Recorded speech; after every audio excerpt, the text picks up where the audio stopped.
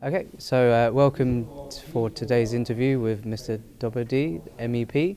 We're going to ask him 5 questions in total. The first question is, can the EU overcome its issues of decision making to form a united policy regarding China, especially as individual members also look to protect their own bilateral relations with China? I am convinced that EU must discuss what are the real aims, real objectives on behalf of community, because unfortunately the European institutions and what is the biggest problem, the European Council, I mean the Minister of Foreign Affairs and heads of state before autumn the last year have never discussed the strategy on behalf of European Union towards China. It is the first step. We had now a good basis prepared by the European External Service and adapted by the European Council. It is a good basis about the strategy, but we should discuss between the member states, because for some countries, for UK, for Scandinavian countries, European value-related issues concerning the human rights, concerning freedom of religion, freedom of speech, relationship between opposition and the Chinese leadership are core issues, and sometimes are more important than cooperation, economic cooperation, or what is very, very important for the future of the world, the cooperation in the field of the protection of the environment. Because of the climate change, it is a very, very big issue concerning the energetic issues. What must be the balance between the economic, environmental, energetic interests and so-called human rights and European value issues? I think so we should find a balance at European level, because on the, in other case we won't be efficient enough well.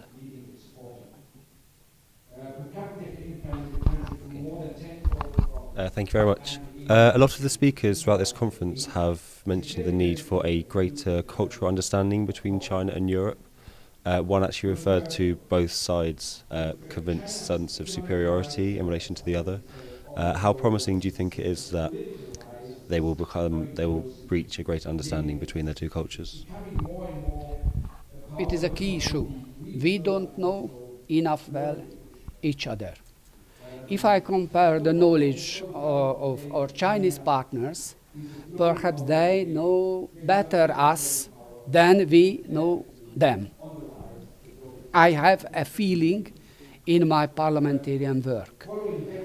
But Chinese partner should improve its knowledge about the European decision making, which is very, very complex. It is a real labyrinth. Even for us, for Europeans, not so easy to understand the decision making procedure sometimes. On the other hand, we must develop our modern China policy studies.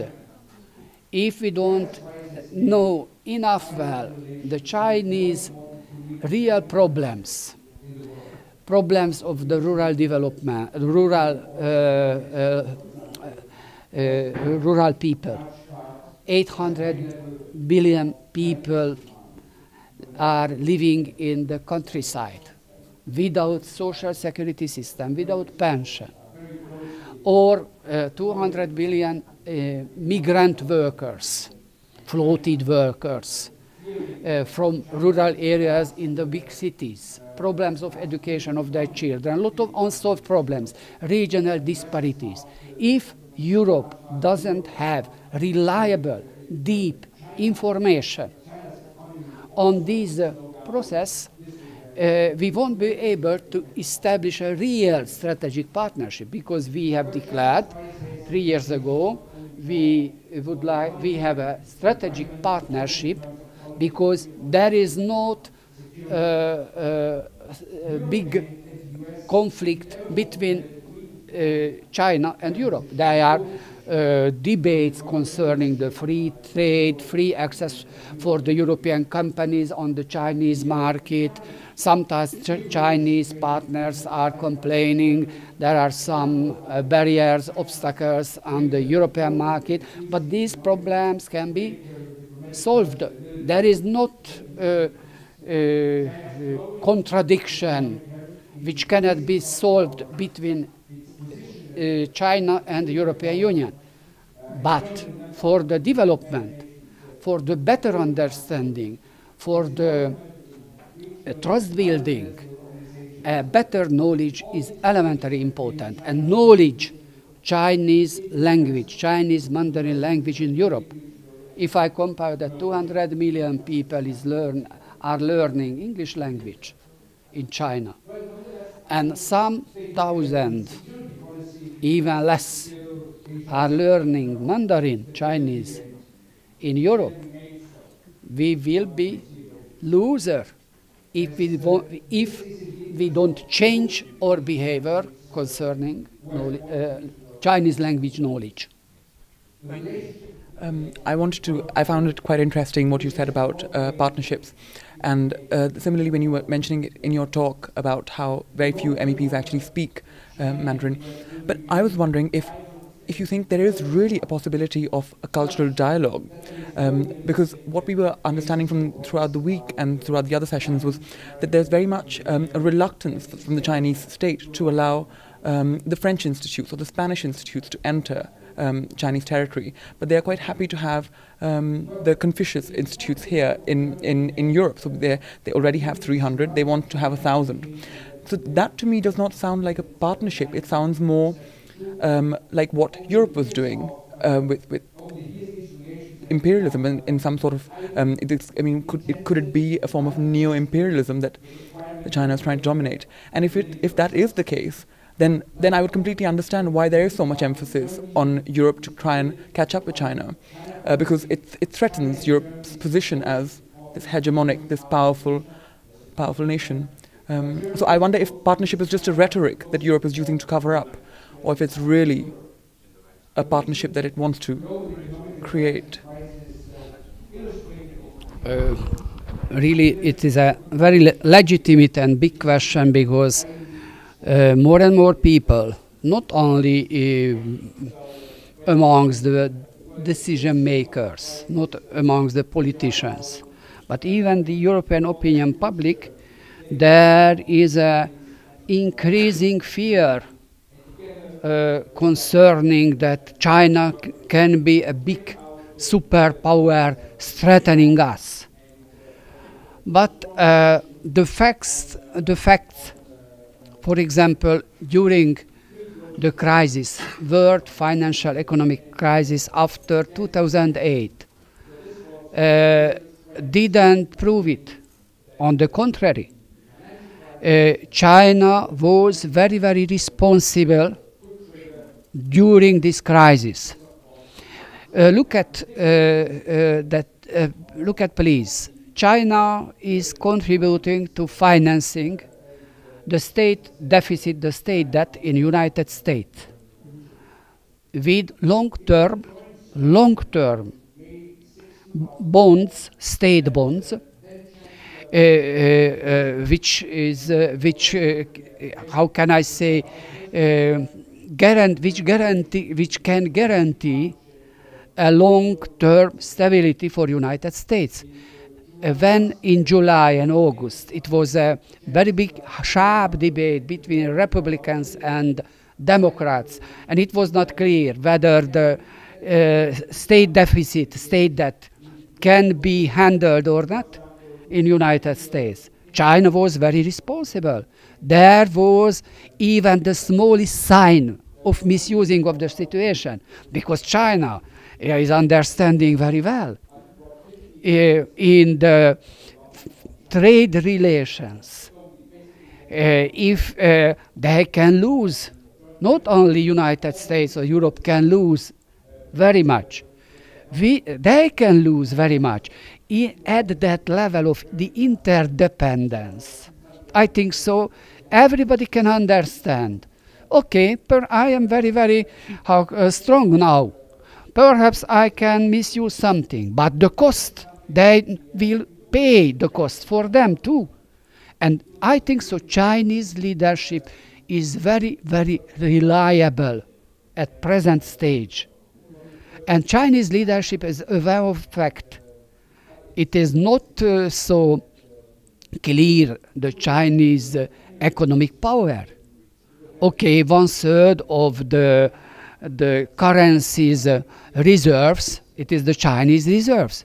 More than $3 billion.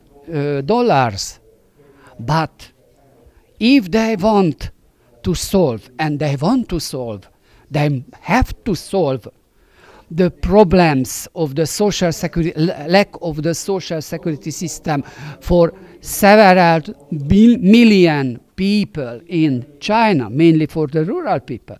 In this case, this $3 billion, it is not so big amount of money. They know, they are aware of their weaknesses. And I think so. I can formulate it in that way. Until that time, when Chinese leadership is aware of their weaknesses, not only the power, but about the weaknesses of Chinese development, we mustn't have a fear of China. And in the global circumstances, when there is the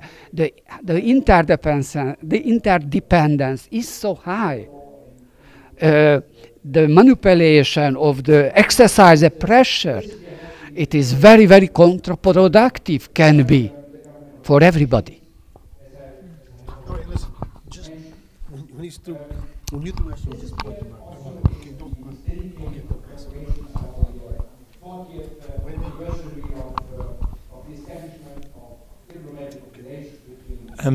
Do you think that European Union and European individual countries should pursue the human rights issue with China? What's your opinion? We must defend, represent our core values without doubt. We are proud of the acquis, the results, achievements of European social model, European democracy, rule of law, human rights. But we mustn't confuse representing our core values or exporting our core values. The example of Iraq and a lot of examples have proven no possibility to export democracy or rule of law. Chinese democracy, when it will be a democracy in China, will be not the same as European one. They have a completely different cultural, religious, Confucian, Asian traditions, civilization. We must have even the most delicate issues. We must have a dialogue. We must discuss even the most sensitive issues, but not as a schoolmaster, not as a teacher, on the equal basis. Try to, not on the basis of our Western supremacy, not at all. We must discuss it, we must have a structural, quiet dialogue about every topic. In my opinion, I have a personal opinion. As an expert in the field of national minority rights, I was a little bit surprised how deep conversations over several hours was able to make with our Chinese partners without crying, because I had professional arguments. They understood, my Chinese partners understood. I don't want to teach them, but I understood, I know a little bit about this topic, because over 30 years I have dealt with the national minority issues, with the national identity development, which is a crucial issue. Thank you. Just one final question. Given how fragile the EU seems to be at the moment and how strong China is, what do you think the future is for EU-China relations? What is very important, they are very, very deeply concerned, because for China, the stability and prosperity of Europe is a vital issue, because they would like to have a balanced, multipolar world. And China itself was not able to counterbalance the power of United States. For China, in the field of economic, financial, from economic and financial aspects, it's very important, because China would like to diversify, for example, their reserves not only in US state bonds. Why is so interested now in European state bonds? China really is interested in the stability of Europe, and we are interested in the stability and prosperity of China. It is mutually interesting. Concerning the present stage of Europe, really, it is one of the biggest, deepest crises over last decades. It's clear. But if we look at not only the very negative aspects of the Eurozone's crisis, but if we look at the development made in the community level decision makings, for example, the economic governance or Euro Plus Pact, which is not legally binding, but there are very, very new elements of the community level decisions in the direction of federalism. For some English ears it is not sounds very, very well, but there is a development towards a political union because of this crisis forced us to do that. At one hand, really, there are new dividing lines, not between mainly the old member states and new member states, but inside the Eurozone, core countries and the former periphery, there is a wider gap between less developed, former less developed member states, which have been joined the EU later, Spain, Ireland, Portugal and Greece. It really is a new dividing line, but if I should summarize, I see at the same time not only this dividing gap, but at the same time much more Europe, much more united actions, much more decisions on the not at a national level, at community level. And I think so our Chinese partners should be much more informed, not only the increasing gap, but increasing community level decisions. Thank you very much.